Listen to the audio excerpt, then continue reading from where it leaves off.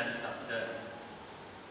Konser musik dan paduan suara GKI Peterongan pada hari Jumat tanggal 7 Oktober 2016 pukul 18.30.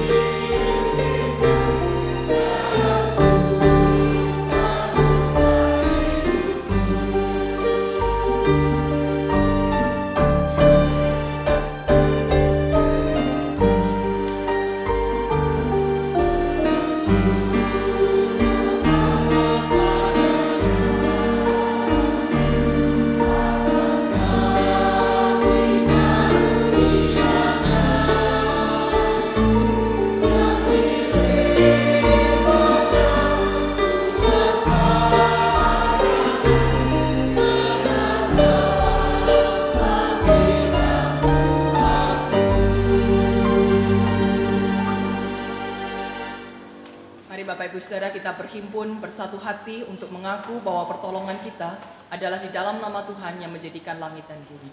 Amin.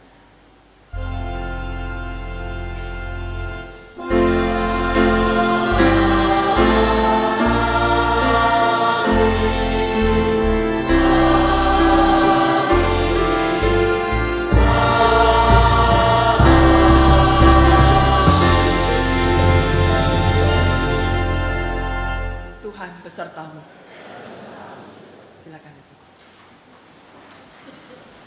Selamat pagi Bapak Ibu Saudara yang terkasih dalam Yesus Kristus. Sungguh bersyukur kita boleh kembali beribadah memenuhi panggilan Tuhan yang melayakkan kita untuk berjumpa dengannya. Nah Saudara, bulan Oktober ini adalah bulan yang spesial bagi kita GKI Peterongan, karena pada bulan inilah kita akan merayakan 50 tahun Tuhan menyertai persalanan GKI Peterongan untuk menjadi sebuah jemaat yang dewasa yang boleh terus berkarya dan percayakan banyak hal kepada kita. Tanggal 31 Oktober nanti hari Senin kita akan mengikuti kebaktian syukur memperingati 50 tahun perjalanan gereja Tuhan ini. Dan Saudara, rangkaian acara selama bulan Oktober nanti Anda bisa baca di Warta Jemaat dan juga di MMT yang sudah dipasang di beberapa tempat di gereja ini. Hari Jumat nanti tanggal 7 Oktober kita akan ada malam puji sabda. Biarlah saudara-saudara bisa menghadirinya. Kita akan bersama memuji Tuhan melalui bersama dengan paduan suara dan para pemusik GKI Peterongan. Kita akan menyatakan syukur kita kepada Tuhan atas penyertaannya selama ini. Dan juga pada bulan Oktober ini saudara, dalam tiap kebaktian minggunya pelayan petugas ibadah adalah dari komisi-komisi anak sampai lanjut usia. Pada hari ini kita akan dilayani oleh saudara-saudara kita dari remaja sebagai kolektan, lektor, penerima tamu, juga sebagai pemimpin pujian. Kita akan memberi kesempatan juga kepada anak-anak kita untuk terlatih di dalam melayani ibadah. Dan juga tanggal 30 Oktober nanti di minggu kelima, ibadah ini akan dilayani oleh pengkhotbah-pengkhotbah yang dulunya berasal dari jemaat GKI Peterongan. Jadi kita bisa temukan lagi dengan mereka yang dulu pernah beribadah di sini dan kini dipanggil untuk menjadi pelayan Tuhan. Nah saudara, tema besar kita selama bulan ini adalah jadilah berkat. Dan untuk itu diawali dengan tema mengapa aku Tuhan? Mengapa aku yang harus dipanggil untuk menjadi berkat? Kenapa bukan yang lain, kelompok lain, orang lain, penganut umat yang lain dan sebagainya? Kenapa aku? Firman Tuhan di dalam 1 Petrus 2 ayat 9 mengatakan, kamulah bangsa yang terpilih, imamat yang rajani, bangsa yang kudus, umat kepunyaan Allah sendiri. supaya kamu memberitakan perbuatan-perbuatan yang besar dari Dia, yang telah memanggil kamu keluar dari kegelapan kepada terangnya yang ajaib. Panggilan Tuhan jelas, kamulah bangsa yang terpilih. Jadilah berkat.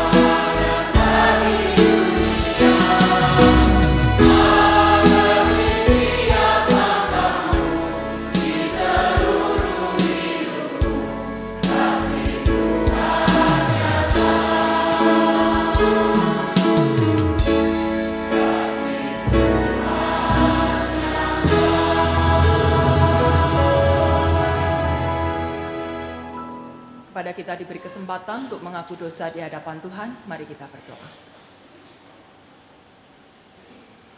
Kami bersyukur Bapa bahwa Engkau telah mati di kayu salib untuk menebus kami. Engkau melayakkan kami untuk boleh berjumpa dengan Engkau. Tapi seringkali kami justru mengabaikan kasih karunia ini kami masih sering malas untuk datang kepada Tuhan. Di dalam ibadah kami, juga di dalam doa-doa pribadi kami. Kami masih enggan untuk berkarya bersama dengan Tuhan. Kami mencari-cari alasan untuk memenuhi panggilan Tuhan. Kami punya segudang alasan untuk menolak kasih karunia Tuhan. Ampunilah kami Bapa. Dan bahkan karena itu kami juga menolak untuk taat pada firman Tuhan. Kami lebih suka untuk memenuhi kepentingan diri kami sendiri. Kami lebih suka mengerjakan apa yang menurut kami benar, bukan apa yang menurut Tuhan benar. Ampuni kalau karena ketidaktahuan kami, bukannya kami mendorong diri untuk terus belajar, mengenal firman Tuhan. Tetapi kami justru memakai alasan itu untuk tidak mengerjakan apa yang benar. Tuhan, ampunilah kekerasan hati kami. Ampunilah akan kebebalan kami selama ini. Dan biarlah saat ini kami belajar untuk melembutkan hati di hadapan Tuhan, tunduk dan merendah di hadapan Tuhan. Supaya Engkau berkuasa atas hidup kami. Engkau yang menjadi penentu atas hidup kami. Bahkan Engkau pula yang menunjukkan jalan apa yang harus kami kerjakan di hari-hari ke depan. Tuhan Yesus, hari ini kami datang dengan satu keyakinan yang teguh. Tuhan berkenan untuk mengampuni dan menyucikan kami kembali. Tuhan berkenan memberi kami kesempatan baru untuk memulai hidup yang baru, untuk mengenakan manusia baru, untuk berkarya bersama dengan Tuhan. Tolonglah kami Bapa, untuk boleh selalu datang dengan jujur di hadapan Allah yang Maha Tahu, supaya Tuhan betul-betul mengoreksi diri kami dan memperbarui setiap langkah kami yang keliru. Hanya ke dalam tangan kasih-Mu saja kami serahkan penyesalan dosa ini. Amin.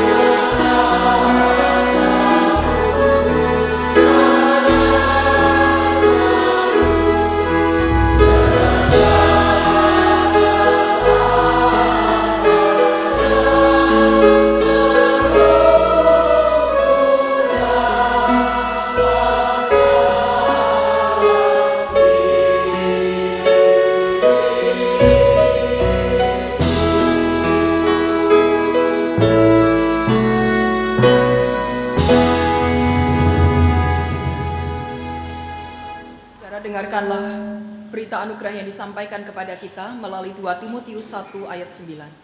Dialah yang menyelamatkan kita dan memanggil kita dengan panggilan kudus, bukan berdasarkan perbuatan kita, melainkan berdasarkan maksud dan kasih karunia-Nya sendiri yang telah dikaruniakan kepada kita dalam Kristus Yesus sebelum permulaan zaman. Amin. Saudaraku, di dalam Kristus engkau telah diampuni. Salam damai.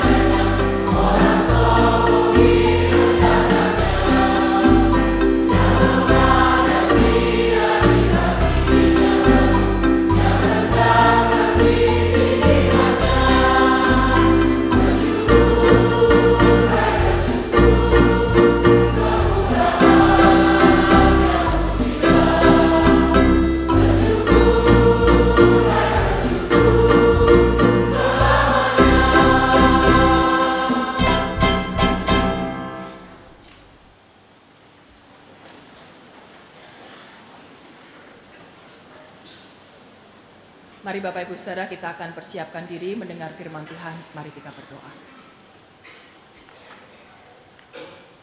Tuhan yang baik, sekali lagi kami mau mendengar sapaan Tuhan, yang kami percaya kebenaran itu adalah kebenaran yang sejati, yang akan selalu menuntun langkah kami menuju pada kebenaran Tuhan. Bimbinglah kami Bapa untuk memusatkan perhatian kami pada pembacaan dan pemberitaan firman Tuhan, supaya jangan satupun di antara kami yang datang ke tempat ini dengan sia-sia, yang sama sekali tidak mendapatkan benih firman Tuhan. Tapi tolong kami Bapa untuk boleh menangkap pesan yang Tuhan ingin sampaikan kepada kami. Bukalah hati kami selebar-lebarnya untuk boleh mendengar sapaan Tuhan yang akan menegur dan menuntun kami, yang akan menolong kami untuk menjadi manusia-manusia baru yang diperkenan oleh Tuhan. Ampuni untuk semua kesalahan kami Bapa, dan kuduskanlah kami pada saat ini. Di dalam nama Tuhan Yesus Kristus kami berdoa. Amin.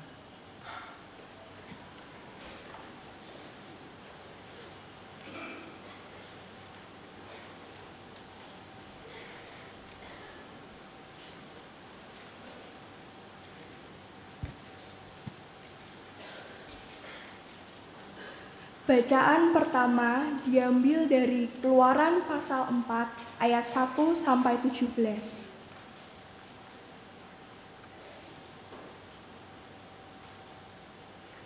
Keluaran pasal 4 ayat 1 sampai 17. Dalam perikop ini, Musa merespon panggilan Tuhan dengan menyampaikan beberapa alasan penolakan, bahkan meminta Tuhan untuk mengutus orang lain.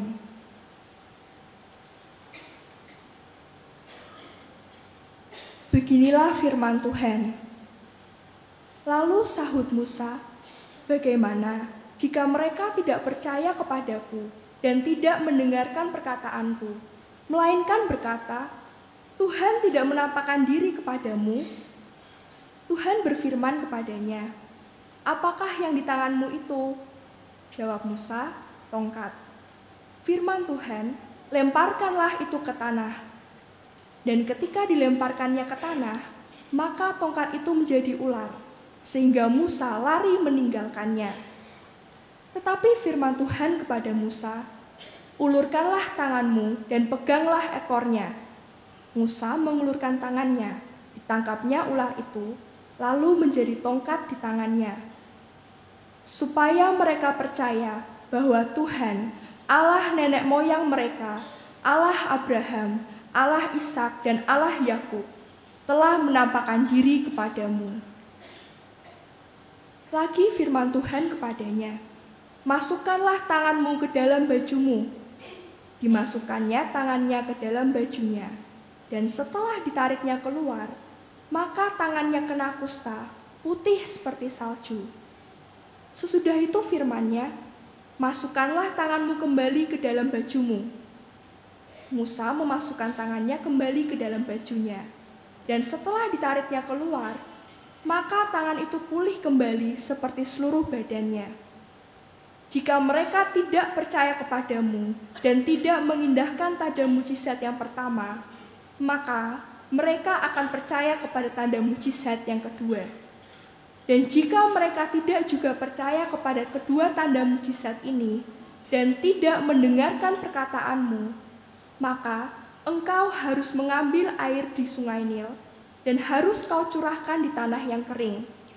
Lalu air yang kau ambil itu akan menjadi darah di tanah yang kering itu. Lalu kata Musa kepada Tuhan, "Ah Tuhan, aku ini tidak pandai bicara, dahulu pun tidak, dan sejak engkau berfirman kepada hamba-Mu pun tidak, sebab aku berat mulut dan berat lidah." Tetapi Tuhan berfirman kepadanya, "Siapakah yang membuat lidah manusia? Siapakah yang membuat orang bisu atau tuli? Membuat orang melihat atau buta? Bukankah aku, yakni Tuhan? Oleh sebab itu, pergilah. Aku akan menyertai lidahmu dan mengajar engkau apa yang harus kau katakan." Tetapi Musa berkata, "Ah Tuhan, utuslah kiranya siapa saja yang patut kau utus." Maka bangkitlah murka Tuhan terhadap Musa, dan ia berfirman, "Bukankah di situ Harun, orang Lewi itu, kakakmu? Aku tahu bahwa ia pandai bicara. Lagi pula, ia telah berangkat menjumpai engkau, dan apabila ia melihat engkau, ia akan bersukacita dalam hatinya. Maka engkau harus berbicara kepadanya dan menaruh perkataan itu ke dalam mulutnya. Aku akan menyertai lidahmu dan lidahnya, dan mengajarkan kepada kamu apa yang harus kamu lakukan. Ia harus berbicara bagimu kepada bangsa itu. Dengan demikian, ia akan menjadi penyambung lidahmu, dan engkau akan menjadi seperti Allah baginya. Dan bawalah tongkat ini di tanganmu, yang harus kau pakai untuk membuat tanda-tanda mujizat." Demikianlah firman Tuhan.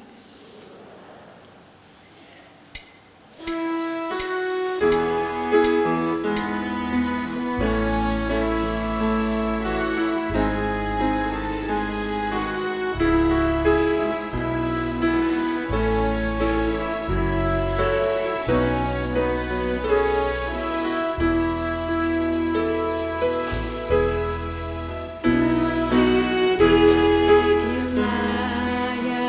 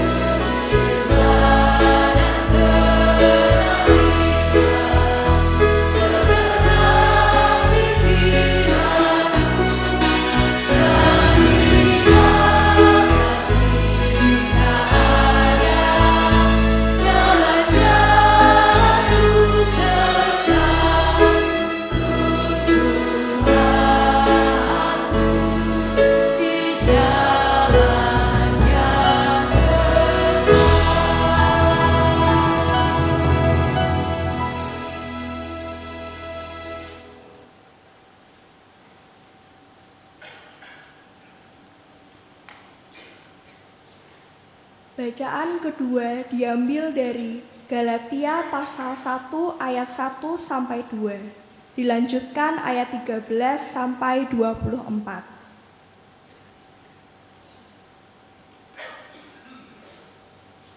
Galatia pasal 1 ayat 1 sampai 2. Dilanjutkan ayat 13 sampai 24. Dalam perikop ini, Paulus ingin menegaskan bahwa ia menjadi rasul dan pemberita Injil bukan karena kehendak manusia, melainkan karena kehendak Allah. Beginilah firman Tuhan. Dari Paulus, seorang rasul, bukan karena manusia, juga bukan oleh seorang manusia, melainkan oleh Yesus Kristus dan Allah, Bapa, yang telah membangkitkan Dia dari antara orang mati, dan dari semua saudara yang ada bersama-sama dengan aku, kepada jemaat-jemaat di Galatia. Ayat 13. Sebab kamu telah mendengar tentang hidupku dahulu dalam agama Yahudi. Tanpa batas, aku menganiaya jemaat Allah dan berusaha membinasakannya. Dan di dalam agama Yahudi, aku jauh lebih maju dari banyak teman yang sebaya dengan aku di antara bangsaku. Sebagai orang yang sangat rajin memelihara adat istiadat nenek moyangku. Tetapi waktu ia, yang telah memilih aku sejak kandungan ibuku dan memanggil aku oleh kasih karunia-Nya, berkenan menyatakan anaknya di dalam aku, supaya aku memberitakan Dia di antara bangsa-bangsa bukan Yahudi. Maka, sesaat pun aku tidak minta pertimbangan kepada manusia. Juga aku tidak pergi ke Yerusalem mendapatkan mereka yang telah menjadi rasul sebelum aku. Tetapi aku berangkat ke tanah Arab dan dari situ kembali lagi ke Damsyik. Lalu, 3 tahun kemudian, aku pergi ke Yerusalem untuk mengunjungi Kefas, dan aku menumpang 15 hari di rumahnya. Tetapi aku tidak melihat seorang pun dari rasul-rasul yang lain, kecuali Yakobus, saudara Tuhan Yesus. Di hadapan Allah kutegaskan, apa yang kutuliskan kepadamu ini benar, aku tidak berdusta. Kemudian aku pergi ke daerah-daerah Syria dan Kilikia. Tetapi rupaku tetap tidak dikenal oleh jemaat-jemaat Kristus di Yudea. Mereka hanya mendengar bahwa ia yang dahulu menganiaya mereka, sekarang memberitakan iman yang pernah hendak dibinasakannya. Dan mereka memuliakan Allah karena aku. Demikianlah firman Tuhan.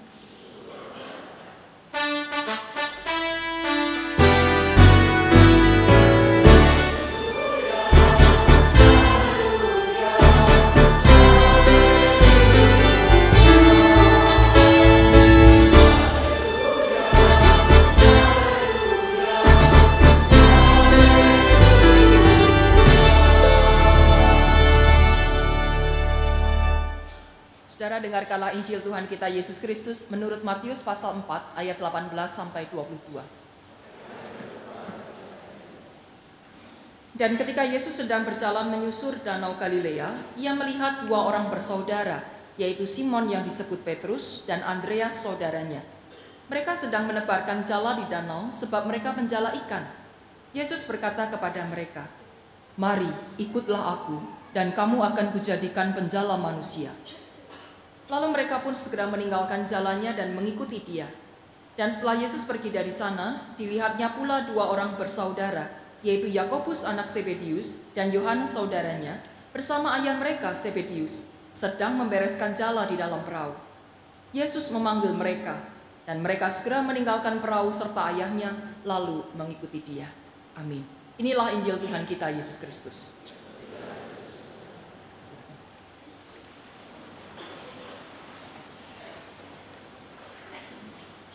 Bapak Ibu saudara yang terkasih, pernahkah Anda menyuruh seorang anak untuk melakukan sesuatu bagi Anda? Misalnya kepada anak pertama, anak sulung, Anda mengatakan, "Kak, tolong cuci piringnya ya. Ini habis makan, tolong cuci piring." Mama mau beres-beres rumah, mau sapu, mau ngepel. Lalu anak ini berkata, kenapa sih mesti aku, Ma? Kan ada adik, kenapa enggak gantian? Kenapa mesti aku yang cuci piring? Atau ketika Anda punya seorang karyawan, Anda punya sebuah perusahaan, punya karyawan, lalu Anda katakan kepada salah satu karyawan, tolong dong, itu ada pembeli yang rewel tuh, sukanya komplain, mintanya macam-macam ya, ladeni dia, hadapi dia. Karyawan itu bilang, kenapa mesti aku? Kalau yang enggak enak ini aja mesti aku. Kenapa enggak yang lain saja? Ini kerjaanku ini masih numpuk ini loh, masih banyak. Nah saudara, kalau Anda meminta sesuatu kepada orang lain dan ternyata dijawab seperti itu, apa yang akan Anda katakan kepadanya? Bagaimana respon Anda? Kenapa Anda menyuruh mereka untuk melakukan ini dan itu? Mestinya saudara, ketika kita memberi sebuah perintah, kita yakin dia bisa melakukannya. Kita percaya dia akan bertanggung jawab melakukan itu kan? Kepada seorang anak yang pertama tadi, kenapa bukan adiknya? Adiknya masih TK. Bawa piring aja belum kuat. Mana bisa suruh cuci piring? Mana yakin Anda kepadanya bahwa piring-piring itu tidak akan pecah di tangannya? Anda yakin bahwa si anak pertama ini sudah bisa cuci piring, jadi Anda serahkan tugas itu kepadanya. Kenapa seorang majikan menyuruh karyawan yang itu saja untuk meladeni orang-orang yang rewel? Karena Anda yakin bahwa dia ini orang yang bijaksana. Dia bisa menghadapi orang dengan tipe macam apapun. Kalimat-kalimatnya itu baik sehingga membuat pembeli yang tadinya rewel akhirnya bisa diam dan membeli barang-barang di sana. Kalau kepada karyawan yang lain, ngomong aja terbata-bata ya, sudah dredeg duluan kalau ngadepin pembeli seperti itu. Wah, tambah kacau malahan. Jadi kalau kita percaya, kita akan suruh. Kalau kita tidak percaya, kita tidak akan suruh. Jadi mestinya saudara, tugas-tugas semacam ini bukan dianggap sebagai sebuah beban yang berat, tetapi sebuah kepercayaan, sebuah tanggung jawab yang diberikan kepada orang yang kita yakin dia bisa lakukan. Nah, kalau kita tidak melihat hal seperti ini, saudara, maka kecenderungan kita adalah menolak. Jadi kita beri perintah, tapi bagaimana bila perintah itu datang kepada kita? Seringkali pun kita berusaha untuk cari segala macam alasan untuk menolak tugas yang diberikan kepada kita, karena kita melihatnya sebagai sebuah beban berat, bukan kepercayaan. Nah saudara, kekeliruan semacam inilah yang dialami oleh Musa. Musa gagal paham dengan maksudnya Tuhan. Musa, pimpinlah bangsa Israel keluar dari Mesir ya, kembali ke tanah perjanjian, tanah Kanaan. Musa menolak. Musa cari-cari berbagai macam alasan karena merasa ini sebuah tanggung jawab yang berat sekali. Ini tidak menyenangkan Tuhan. Ngapain saya harus membawa sekian besar bangsa Israel untuk keluar dari Mesir? Aku harus menghadapi Firaun. Aku memang cucu angkatnya Firaun, tapi Firaun itu figur yang menyeramkan, figur yang menakutkan. Aku tidak berani berjumpa dengan dia.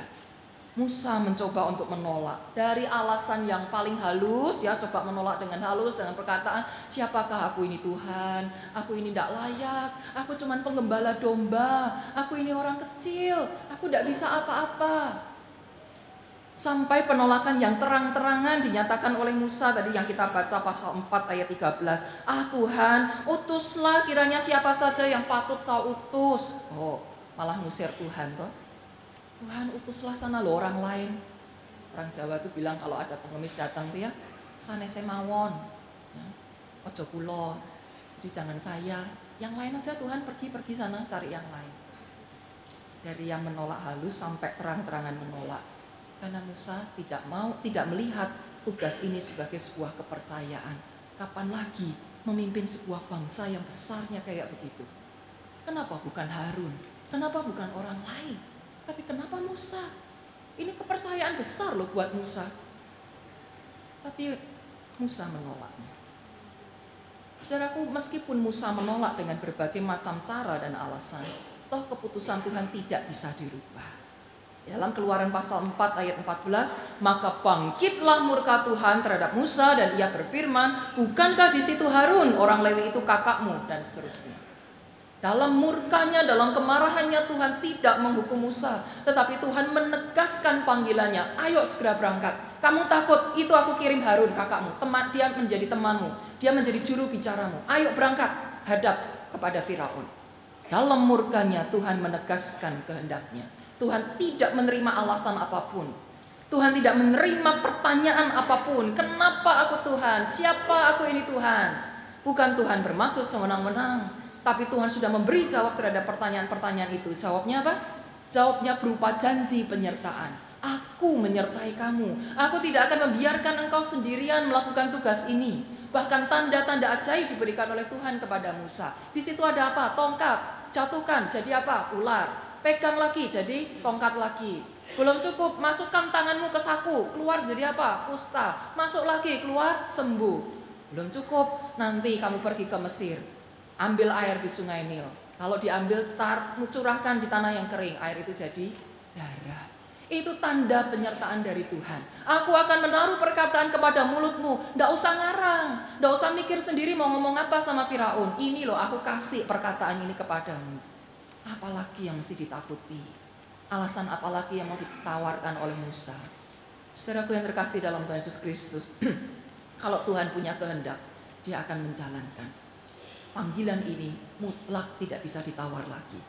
Dalam kisah pemanggilan yang lain terhadap Yeremia yang dipanggil menjadi seorang nabi, Yeremia juga sempat nolak. Jangan aku Tuhan, aku masih muda, aku tidak pandai bicara. Tapi Tuhan bilang, jangan katakan aku ini masih muda. Tapi kepada siapa engkau kuutus, haruslah engkau pergi. Apa yang akan kuperintahkan kepadamu, haruslah kau sampaikan. Harus. Ini tegas sekali saudara, tidak ada tawar-tawaran lagi. Mazmur 115 ayat 3. Allah kita di surga, Ia melakukan apa yang dikehendakinya. Jadi daripada kita repot-repot cari alasan untuk menolak, bukankah lebih bijaksana kalau kita sekarang mencari tahu bagaimana merespon panggilan ini dengan positif? Bagaimana kita menjawab ya, bagaimana kita melakukan panggilan itu dengan baik.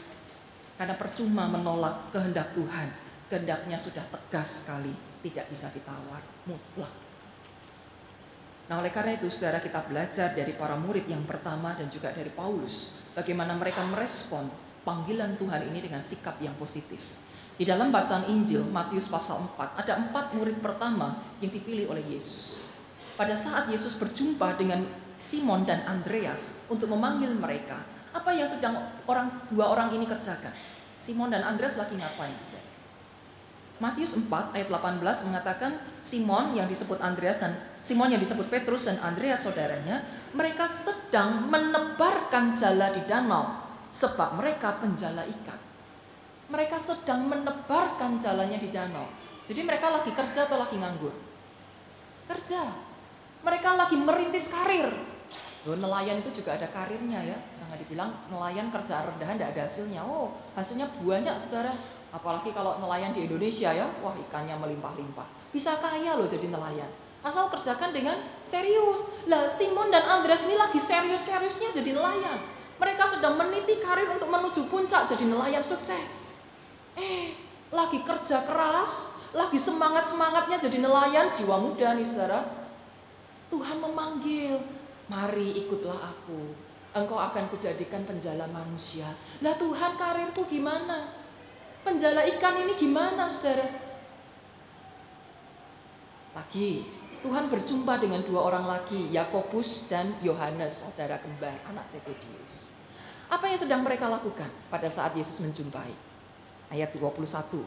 Setelah Yesus pergi dari sana, dilihatnya pula 2 orang bersaudara, yaitu Yakobus dan Yohanes bersama ayah mereka Zebedius, sedang membereskan jala di perahu. Sedang membereskan jala. Apa artinya? Sedang kukut, ya, dilipetin semua jalannya, diberesin, mau pulang. Mereka sudah selesai bekerja, mereka sudah selesai menangkap ikan, sudah dapat hasil, sekarang mau pulang. Ngapain pulang? Bobok, istirahat, melepas lelah, kumpul dengan keluarga. Tuhan, aku capek, aku mau tidur. Tapi Tuhan bilang, ayo ikutlah aku. Bagaimana respon 2 kelompok orang ini? Mereka yang sedang bekerja keras, dikatakan di situ, maka mereka meninggalkan jalannya dan segera mengikuti Dia. Segera meninggalkan jala dan mengikut Dia. Yakobus dan Yohanes, mereka segera meninggalkan perahu serta ayahnya lalu mengikuti Dia. Tidak ada tawar-tawaran, tidak ada alasan-alasan untuk menolak, juga untuk mengulur waktu, tidak ada. Berbeda dengan cerita di bagian Injil yang lain, Yesus memberikan perumpamaan kepada mereka yang diundang mengikut Dia. Lalu orang itu bilang, sebentar ya Tuhan, saya mau menguburkan ayahku dulu. Sebentar ya Tuhan, aku mau berpamitan dulu dengan ayahku. Sebentar ya Tuhan, aku mau mengurus ladangku. Ini dan itu, segudang macam alasan dicari, diberikan kepada Yesus. Sampai kapan penundaan itu? Ya enggak tahu, enggak jelas. Pokoknya tunda dulu, mengulur waktu. Tapi Simon, Andreas, Yakobus, Yohanes dengan segera merespon panggilan Tuhan itu dengan positif. Ya, aku mau ikut Tuhan. Jadikan penjalan manusia. Padahal saudara, 4 orang ini kan belum kenal Yesus dengan baik ya. Kalau Anda perhatikan pembacaan Matius pasal 1 sampai 4, Yesus itu belum melakukan apa-apa, belum membuat mujizat apa-apa. Yesus baru tampil dengan mengatakan bertobatlah, kerajaan Allah sudah dekat. Baru itu saudara. Dia belum mengajar, dia belum membuat mujizat apa-apa. Tapi dengan wibawanya ketika dia menjumpai 4 orang ini dengan segera merespon panggilan Tuhan. Mestinya saudara, ini menjadi tamparan bagi kita. Bagaimana dengan kita yang mengakunya sudah kenal Yesus lama? Puluhan tahun jadi orang Kristen, belasan tahun beribadah di gereja. Mestinya kita kenal siapa Yesus, bagaimana kerinduan hatinya, apa yang menjadi panggilannya. Mestinya kita udah tahu, jauh lebih tahu daripada Simon, Andreas, Yakobus, dan Yohanes. Tapi berapa persen di antara umat Tuhan?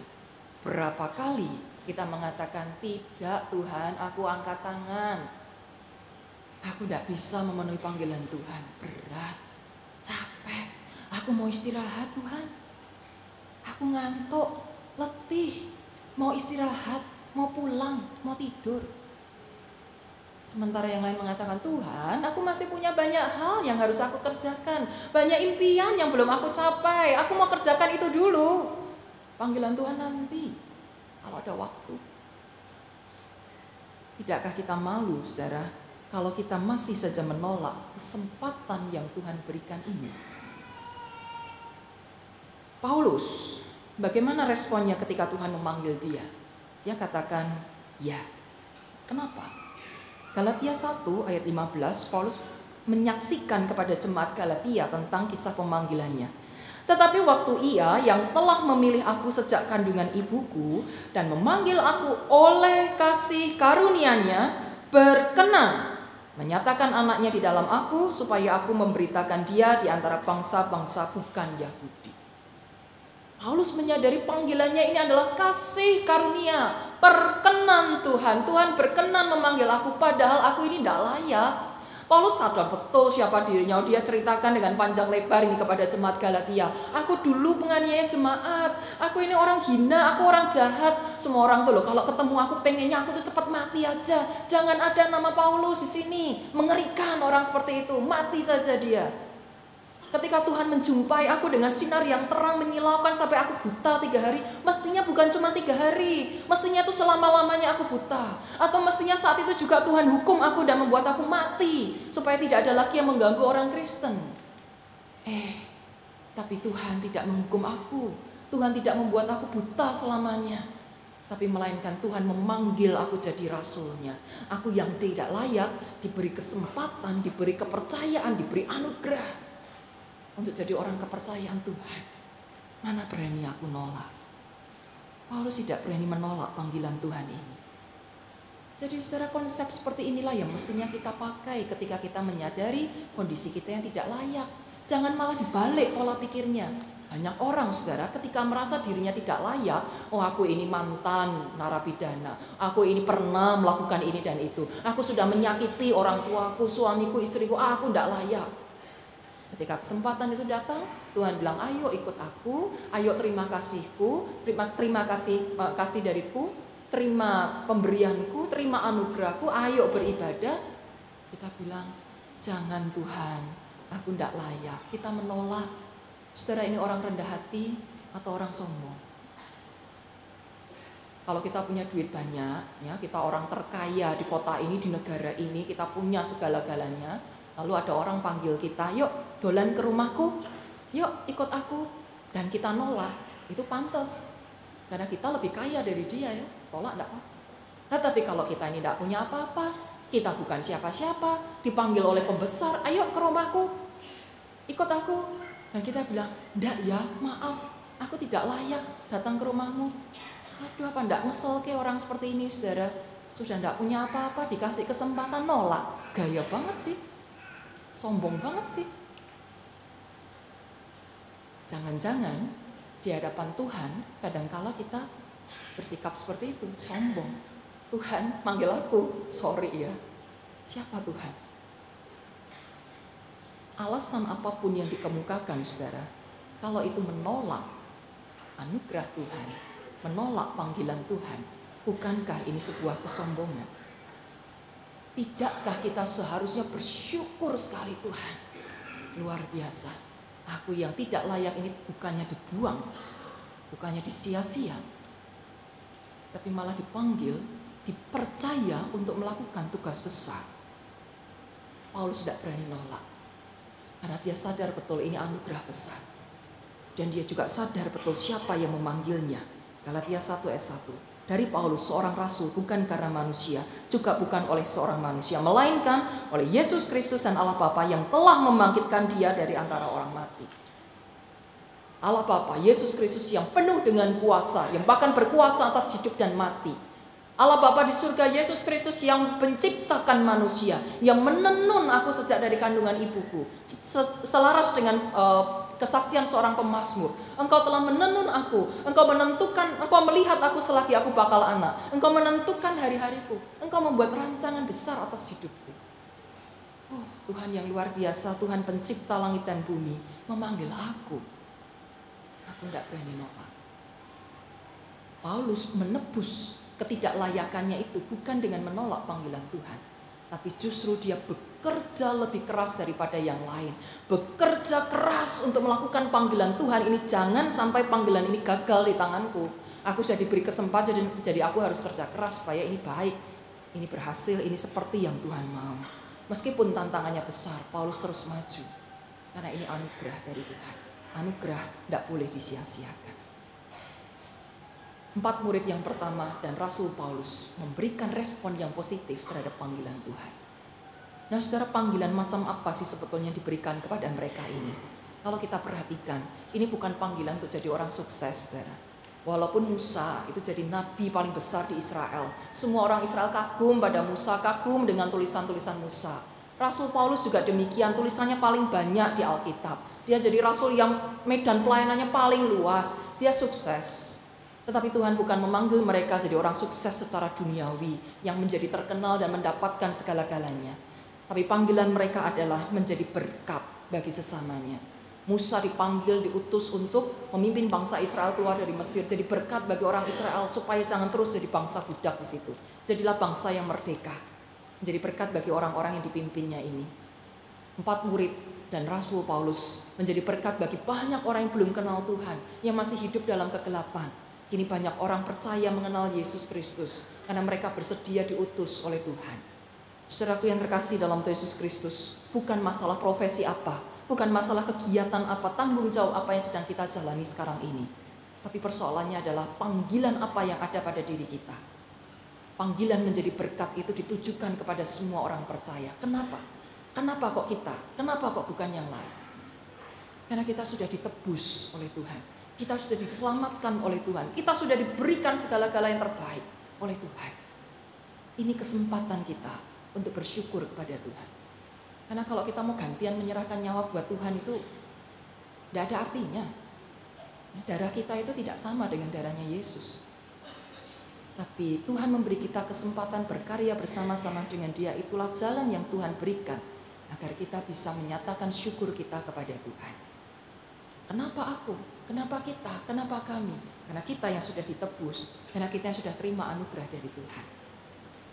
Apapun profesi Anda sebagai seorang pelajar, sebagai seorang mahasiswa, ibu rumah tangga, karyawan, pengusaha, guru, dokter, apa? Apa bidang pelayanan Anda? Anda guru sekolah minggu, Anda pemusik, Anda pemimpin pujian, multimedia, kolektan, penerima tamu, apapun tugas Anda. Silakan lakukan dengan sebaik-baiknya. Tapi dalam semuanya itu, jadilah berkat. Dalam semuanya itu, hadirkanlah damai sejahtera Allah. Dalam semuanya itu, hasilkanlah dampak-dampak yang positif bagi sesamamu.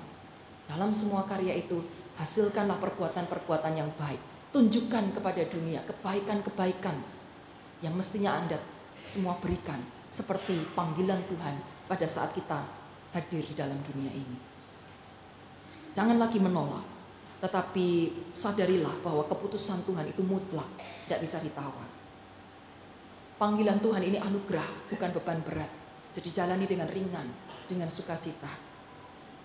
Dan percayalah Tuhan tidak membiarkan kita berjalan sendiri, tapi Tuhan selalu memberikan berkat-Nya, anugerah-Nya, penyertaan-Nya, sehingga kita dimampukan untuk berhasil. Jangan lagi berpikir egois tentang diri sendiri, tetapi berpikirlah tentang orang lain. Apa yang bisa saya lakukan bagi orang lain? Nanti dalam minggu-minggu berikutnya kita akan bahas bagaimana menjadi berkat. Tapi di minggu pertama ini, mari kita ambil komitmen untuk menjadi saluran berkat Tuhan, bersedia untuk diutus. Jangan lagi tanya kenapa aku Tuhan, dan segudang pertanyaan yang lain. Tapi katakanlah, ini aku Tuhan, utuslah aku. Tuhan memberkati kita. Amin.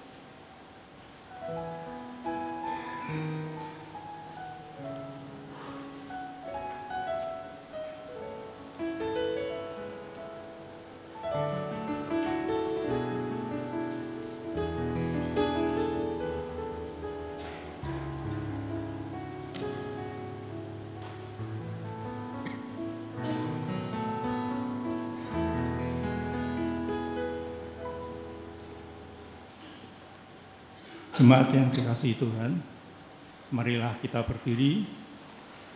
Kita merespon firman Tuhan dengan pengakuan iman percaya kita bersama dengan gereja di segala tempat dan segala abad sesuai pengakuan imam rasuli. Demikian, aku percaya kepada Allah, Bapa yang Maha Kuasa, Khalik langit dan bumi, dan kepada Yesus Kristus, Anak-Nya yang tunggal Tuhan kita, yang dikandung dari Roh Kudus, lahir dari anak darah Maria, yang menderita sengsara di bawah pemerintahan Pontius Pilatus, disalibkan, mati dan dikuburkan, turun ke dalam kerajaan maut. Pada hari yang ketiga, bangkit pula dari antara orang mati, naik surga, duduk di sebelah kanan Allah, Bapa yang Maha Kuasa, dan dari sana Ia akan datang untuk menghakimi orang yang hidup dan yang mati. Aku percaya kepada Roh Kudus, gereja yang kudus dan am, persekutuan orang kudus, pengampunan dosa, kebangkitan orang mati, dan hidup yang kekal. Amin.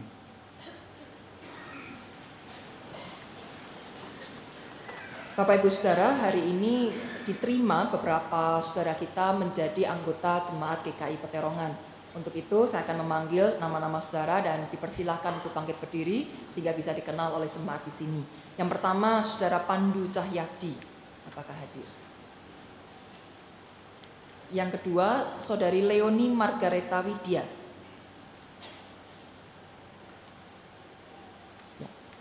Ya, terima kasih. Ya, Saudara Pandu, terima kasih. Silakan duduk kembali. Saudara Roymon Panjaitan. Tidak hadir. Ibu Priska Devi Purwaningtyas. Apakah hadir? Yang berikutnya Bapak Ibu Ramses Pangaribuan. Tidak hadir juga. Bapak David Irawan Wudiono. Ya, yang berikutnya Bapak Ibu Cornelius Masai beserta dengan anak-anak baptisan Lionel dan Gilbert. Ya, terima kasih Pak. Silakan duduk kembali. Bapak Ishak Iroi Hasian. Berikutnya Bapak Adrian Yoronaleng. Berikutnya Bapak Ibu Tumpal Siahaan. Terima kasih Pak. Bapak Ibu Maldon Kanor Nautani. Ya, terima kasih Bapak Ibu. Ya, silakan duduk kembali. Inilah beberapa saudara kita dan terimalah mereka di dalam persekutuan jemaat GKI Peterongan dan bersama-samalah untuk bertumbuh, bersekutu dan melayani. Tuhan memberkati.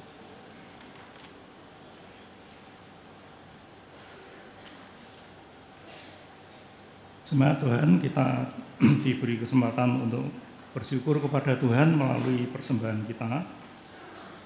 Sebelum kita memberikan persembahan, baiklah saya akan bacakan nats pembimbing dari Roma 12 ayat ke-1 sebagai berikut. Karena itu saudara-saudara, demi kemurahan Allah aku menasihatkan kamu, supaya kamu mempersembahkan tubuhmu sebagai persembahan yang hidup, yang kudus, dan yang berkenan kepada Allah. Itu adalah ibadahmu yang sejati.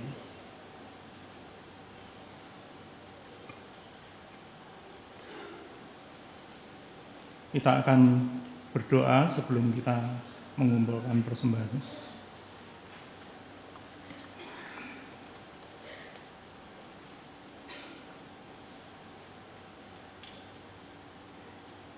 Tuhan Bapa yang di surga, kami bersyukur Tuhan telah berkenan memberikan keselamatan bagi kami semua. Tuhan telah menebus kami, Tuhan telah selalu memelihara kami dan memimpin kami dalam seluruh kehidupan kami. Tuhan di surga, kami ingin bersyukur kepada Tuhan melalui persembahan yang sebentar akan kami kumpulkan. Kami juga bersyukur kami semua boleh diingatkan oleh Tuhan untuk tidak hanya memberi persembahan berupa uang, tapi kami juga boleh diajak oleh Tuhan untuk melayani Tuhan, baik untuk melayani melalui gereja Tuhan dengan berbagai pelayanan yang ada, maupun kami boleh bersaksi bagi Tuhan dimanapun Tuhan menempatkan kami, di pekerjaan kami, di sekolah kami, maupun dimanapun kami berada. Terima kasih Tuhan berkenan memakai kami semua. Demi nama Tuhan Yesus, kami berdoa dan bersyukur. Amin. Amen.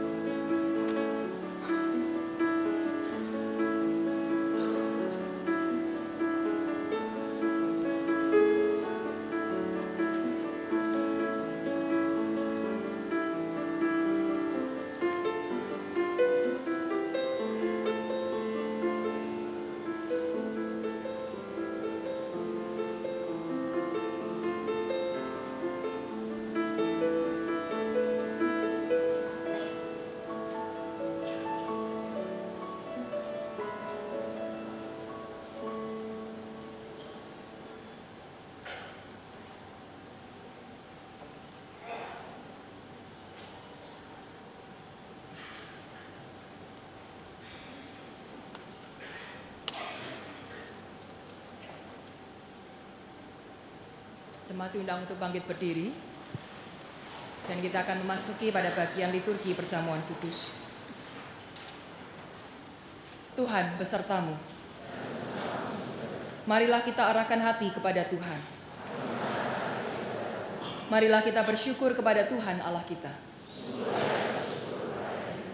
Terpujilah Engkau ya Bapa yang begitu mengasihi kami ciptaan-Mu. Ketika umat-Mu berjalan di dalam kegelapan, terbelenggu oleh dosa, Engkau tidak membiarkan kami binasa. Engkau mengutus nabi-nabi-Mu untuk berfirman kepada kami.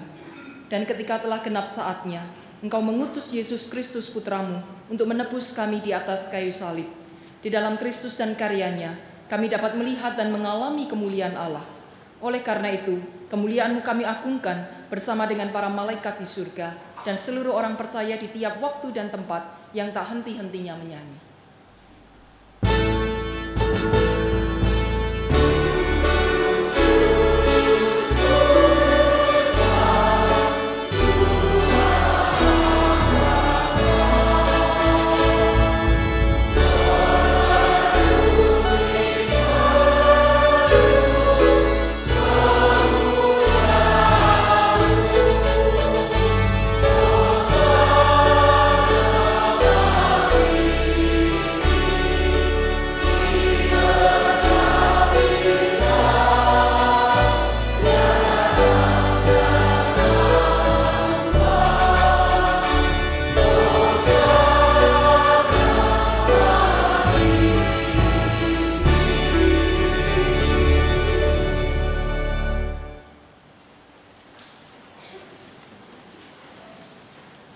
Saudara Kristus pada malam waktu ia diserahkan, mengambil roti, mengucap syukur atasnya, lalu memecah-mecahkannya dan memberikan kepada para murid dengan berkata, "Inilah tubuhku yang diserahkan bagi kamu. Perbuatlah ini menjadi peringatan akan aku." Dan setelah makan, Kristus mengambil cawan, lalu berkata, "Cawan ini adalah perjanjian baru yang dimeteraikan oleh darahku. Perbuatlah ini setiap kali kamu meminumnya, menjadi peringatan akan aku."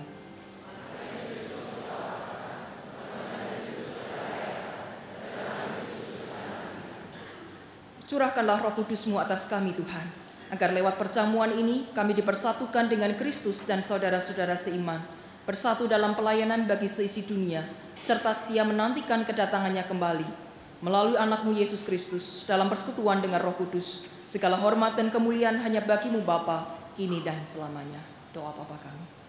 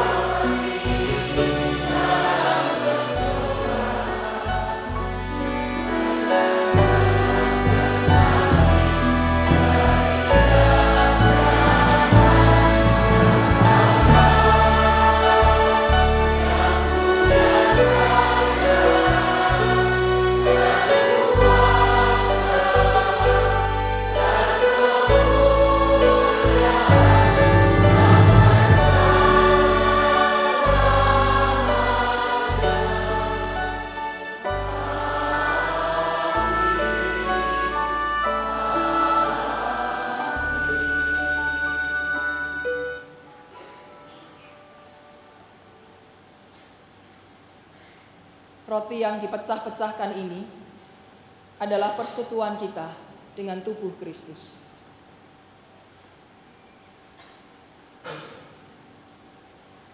Cawan minuman syukur ini adalah persekutuan kita dengan darah Kristus. Terimalah.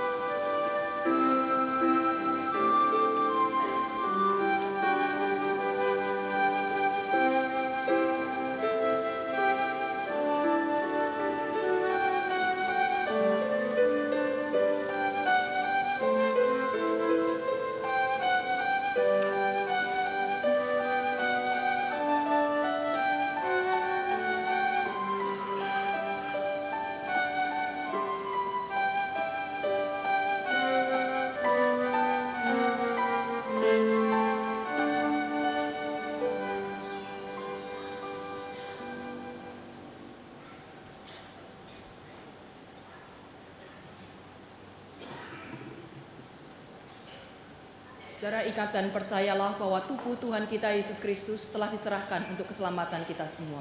Makanlah dengan penuh syukur.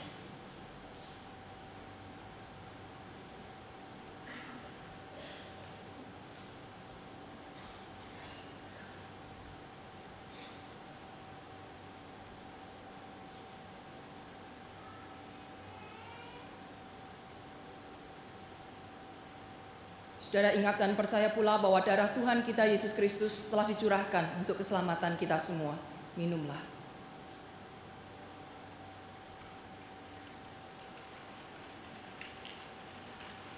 Mari kita berdoa. Terpujilah Engkau yang penuh dengan kasih sayang. Terpujilah Engkau Allah yang penuh dengan kuasa dan yang menunjukkan kuasa itu untuk menyertai kami umat manusia. Terpujilah Engkau yang berkorban di atas kayu salib sehingga melayakkan kami untuk kembali ke dalam pangkuan Bapa di surga, untuk kembali merasakan kasih Tuhan dan kembali di dalam kehidupan yang layak.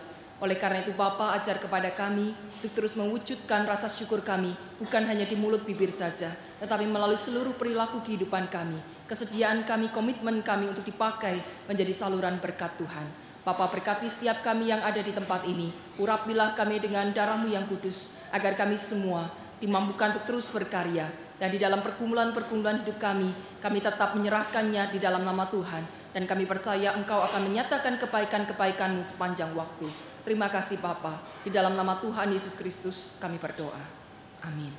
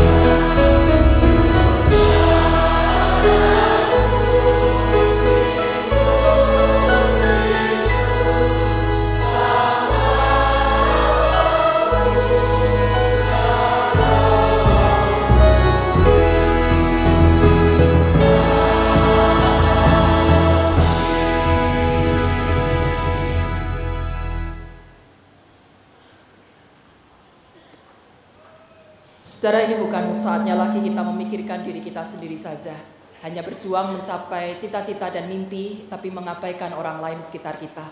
Inilah saatnya bagi kita untuk diutus menjadi berkat, menyampaikan kasih Tuhan kepada sebanyak mungkin orang. Mari kita dengan bersatu hati nyatakan komitmen kita, ini aku, utuslah aku.